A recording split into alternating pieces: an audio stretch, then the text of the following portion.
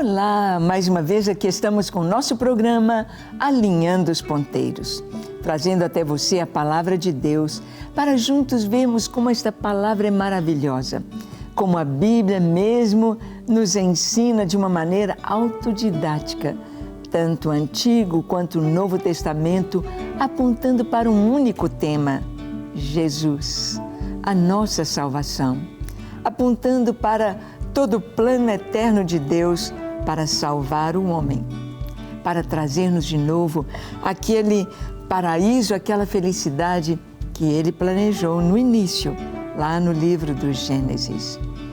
Bem, no programa de hoje, continuaremos vendo a história da salvação, agora mostrada no livro de Reis, no segundo livro dos Reis, a história da salvação.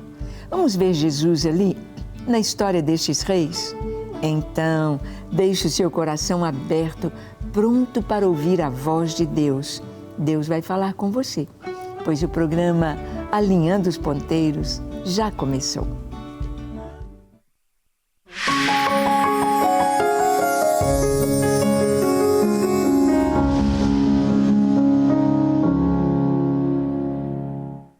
Muito bem, é maravilhoso podermos ver esta harmonia, este ajuste tão precioso em toda a Escritura.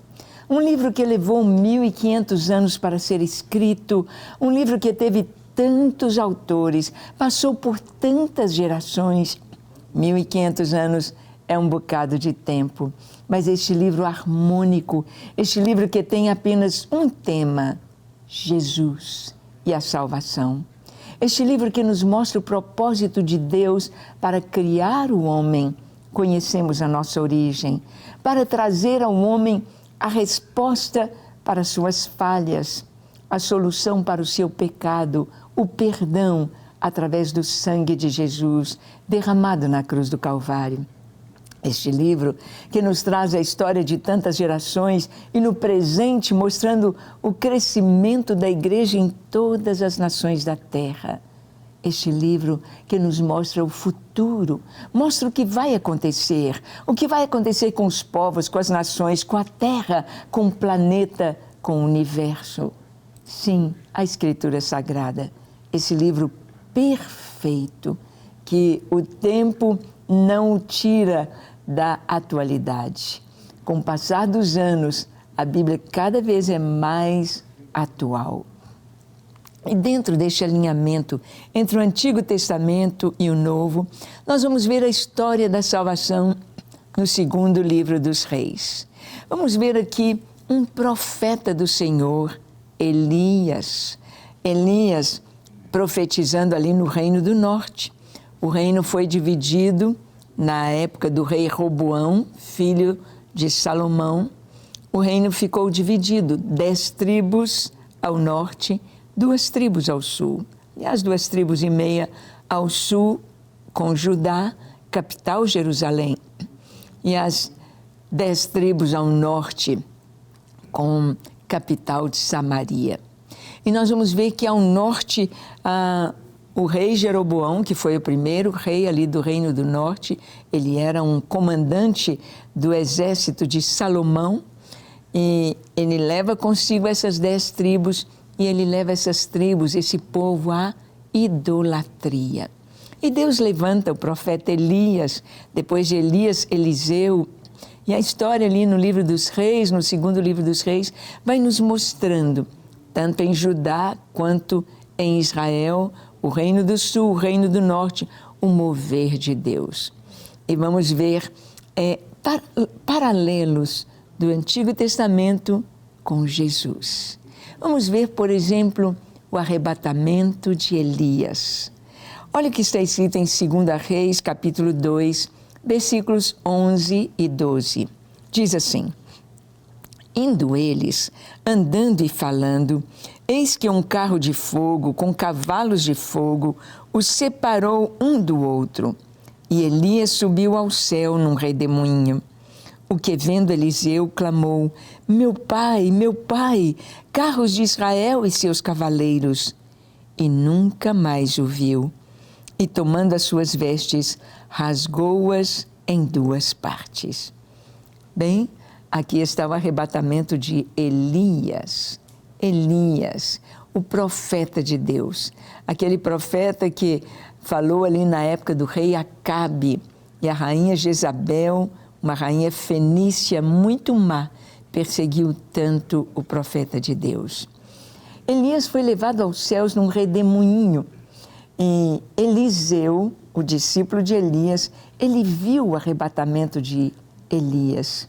E ele viu os carros de fogo, ele viu aquela presença gloriosa, ele viu Elias sendo arrebatado num redemoinho e nunca mais. Ele foi levado em corpo, ele foi levado aos céus, foi arrebatado à presença de Deus. Algo tão tremendo. Apenas 2 pessoas na terra experimentaram um arrebatamento aos céus, nunca mais sendo vistos aqui, sem passarem pela morte. Foi Elias e Enoque.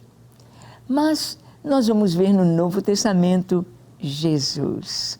Assim como Elias foi levado num redemoinho aos céus, e Eliseu ficou olhando aquele arrebatamento, assim Jesus foi assunto aos céus.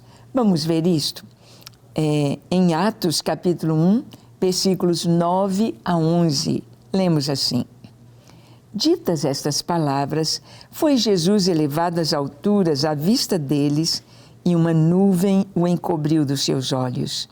E estando eles com os olhos fitos no céu, enquanto Jesus subia, eis que 2 varões vestidos de branco se puseram ao lado deles e lhes disseram: Varões galileus, por que estáis olhando para as alturas? Esse Jesus que dentre vós foi assunto ao céu, virá do mesmo modo como viste subir. Que coisa linda! Jesus, depois de ressurreto, Jesus estava com seus discípulos ali no Monte das Oliveiras. Ele deu aos seus discípulos as suas recomendações, ressurreto. E as recomendações do Senhor foram estas: ide por todo o mundo, pregai o Evangelho a toda criatura, ensinando-os a guardar todas as coisas que eu vos tenho ensinado. E eis que eu estou convosco todos os dias, até a consumação dos séculos. E quando Jesus disse essas palavras, ele começou a ser elevado às alturas. Jesus começou a levitar, a flutuar, e ele foi subindo, subindo, subindo, até que uma nuvem o encobriu dos olhos dos discípulos. E quando eles estão olhando para as alturas, 2 varões vestidos de branco, 2 anjos, se colocaram ao lado daqueles discípulos e disseram: Varões galileus, por que estáis olhando para as alturas? Este Jesus, que viste subir, voltará do mesmo modo que o viste subir. Que coisa tão linda! Esse paralelo entre Elias sendo arrebatado, visto por Eliseu. E é tão lindo que Elias joga o seu manto para Eliseu. Aquele manto, aquele pelo que ele tinha cobrindo as suas costas, era como um manto de autoridade, ele deixou para o seu discípulo. Jesus, ele também sobe aos céus. E Jesus, ao subir, deixou com seus discípulos autoridade. Eu vos dou autoridade e poder. Poder sobre os demônios, poder sobre a enfermidade. Eu dou a vocês autoridade. Vão. Se vocês beberem alguma coisa mortífera, não lhes fará dano. Vocês vão pisar serpentes e escorpiões. Vocês falarão em novas línguas. E vocês terão o poder de Deus. Um paralelo entre, no 2º livro dos Reis, entre o profeta Elias e Jesus de Nazaré. Nós vamos ver também que ali no 2º livro dos Reis, nós vamos ver Eliseu, o discípulo do profeta Elias, e o milagre das águas no deserto. Vamos ver? Em 2 Reis, capítulo 3, de 15 a 18, lemos assim: Ora, pois, trazei-me um tangedor. Quando o tangedor tocava, veio o poder de Deus sobre Eliseu. Este disse: assim diz o Senhor, fazei neste vale covas e covas, porque assim diz o Senhor, não sentireis vento, nem vereis chuva, todavia este vale se encherá de tanta água, que bebereis vós, e o vosso gado, e os vossos animais. Isto é ainda pouco aos olhos do Senhor, de maneira que também entregará Moabe nas vossas mãos. Bem, Eliseu presenciou algo tremendamente maravilhoso, o milagre das águas ali no deserto. Hoje, quando a gente vai a Israel, no deserto ali do Negev, o deserto da Judeia, ao sul de Israel, isto acontece muitas vezes. As chuvas que caem lá em cima, lá ao norte, aquelas águas da enxurrada, aquela água, ela vem descendo. E é tão interessante falar isso, que pessoas no deserto já morreram afogadas. Porque não ouvem barulho, não vê a chuva, não tem aviso e de repente aquelas águas vêm e tomam conta de tudo ali. E foi isso que aconteceu aqui. O profeta Eliseu disse, quando aqueles 3 reis, os reis, o rei de Israel, o rei de Judá e o rei de Edom, os 3 foram lutar contra Moabe. Mas eles passaram pelo caminho do deserto, um caminho longo, e não tinha água. Não tinham água. Água para si, para o seu exército e para os animais. Então, eles viram, puxa, nós vamos morrer aqui de sede. Nós vamos morrer de sede. E o rei de Judá então disse, há um profeta, chamem o profeta, vamos ouvir Deus. Ele devia ter ouvido Deus antes de sair para a guerra.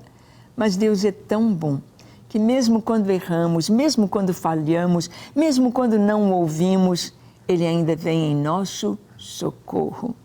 Ele ainda nos ajuda, Ele ainda nos levanta, Ele ainda opera os seus milagres. E então Eliseu disse, chamem um tangedor, alguém para tocar harpa, alguém que nos leve à presença de Deus através da música, a música instrumental. Encha a sua casa de música do Senhor, de louvor. A presença de Deus fica palpável, é gostoso.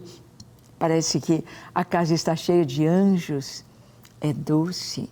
Encha a sua casa de louvor. E então, quando o tangedor tocava, Eliseu teve a direção. Abram covas, abram buracos, bastante, covas e covas. Vocês não verão vento, nem barulho de chuva, nada disso. E essas covas vão se encher de água. O milagre é porque aquele não era tempo de chuva lá em cima. Não era um tempo de se encontrar água no deserto. E Deus fez com que, assim que aquelas covas estavam prontas, se encheram de água. Todos beberam, todos dessedentaram, os animais, os homens, todos ali tiveram água com fartura. E nós vamos ver um paralelo com Jesus e as águas. Jesus, Ele é a fonte de água viva. Aquela água no deserto era uma água de chuva, de enxurrada, era uma água meio avermelhada.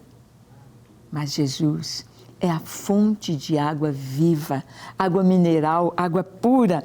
Em João capítulo 4, versículos 13 e 14, lemos assim, afirmou-lhe Jesus, quem beber desta água tornará a ter sede. Aquele, porém, que beber da água que eu lhe der, nunca mais terá sede. Pelo contrário, a água que eu lhe der será nele uma fonte a jorrar para a vida eterna. Jesus disse que não apenas Ele é a fonte, que Ele é a água viva, mas Ele disse que quem beber da água que flui dele, quem beber desta água que jorra do próprio Senhor, cada um que beber desta água vai dessedentar a sua sede e se tornará também uma fonte a jorrar para a vida eterna. Ou seja, o que Jesus é, Ele vem plantar dentro de nós, para que nós sejamos para os outros também ao nosso redor. Assim como através de Eliseu, Deus trouxe a palavra e trouxe água no deserto para salvar 3 exércitos e dar vitória sobre o rei de Moabe, assim também Jesus nos dá a vitória, nos dá essa água viva, esta água pura, esta água que nos lava, esta água que nos purifica, esta água que nos santifica, esta água que mata a nossa sede. Jesus diz que quem beber da água da fonte de Jacó vai tornar a ter sede. Jacó, o nome dele significa enganador. Quem bebe da água do enganador tem sempre sede.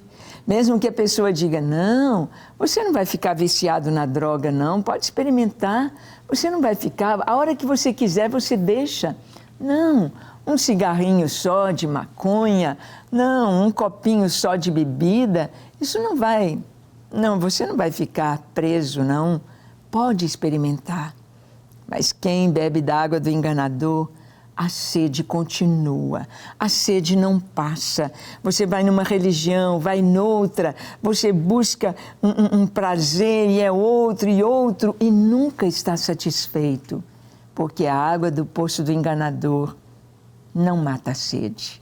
Mas a água que Jesus nos dá, a vida que Ele traz para nós, você não quer saber de mais nada, nem do mundo, nem dos prazeres do mundo, isso aí é nada para você, diante da glória, da graça, da maravilha, do sustento que é a água viva em Jesus.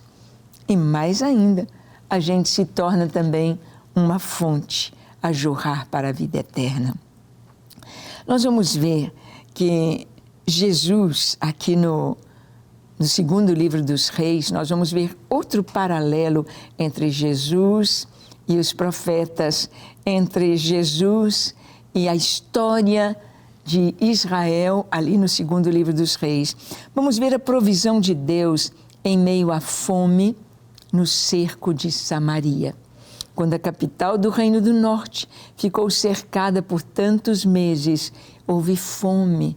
O povo estava comendo, já havia até coisas tão terríveis como mulheres comendo os próprios filhos, comendo a placenta, comendo o estrume de pombo, comendo a cabeça de um cavalo por preços altíssimos. Deus trouxe a provisão no meio da fome. 2 Reis, capítulo 7, verso 1, lemos assim: Então disse Eliseu, ouvi a palavra do Senhor. Assim diz o Senhor, amanhã, a estas horas mais ou menos, dar-se-á um alqueire de flor de farinha por um ciclo, e 2 de cevada por um ciclo, à porta de Samaria. Uau! O profeta Eliseu profetizou abundância de comida baratinho. Um ciclo, um alqueire de flor de farinha por um ciclo e 2 de cevada por um ciclo na porta da cidade. Sabemos que no período da fome, a carestia acontece, tudo sobe de preço altíssimo. E ele disse, amanhã vocês vão ver que nós seremos supridos. Deus vai nos suprir. Ele profetizou e aconteceu isso.